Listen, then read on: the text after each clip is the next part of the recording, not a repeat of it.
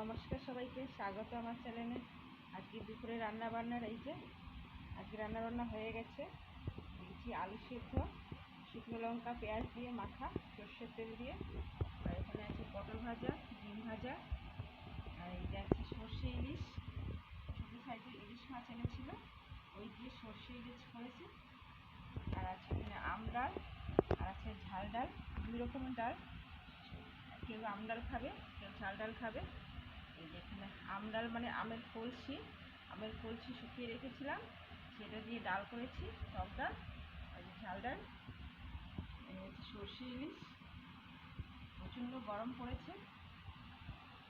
এই হচ্ছে আজকে আমাদের দুপুরের খাবার দাবার। আলু সেদ্ধ, পটল ভাজা, সর্ষে ইলিশ, টক ডাল, ঝাল ডাল। দারুণ খাওয়া হবে।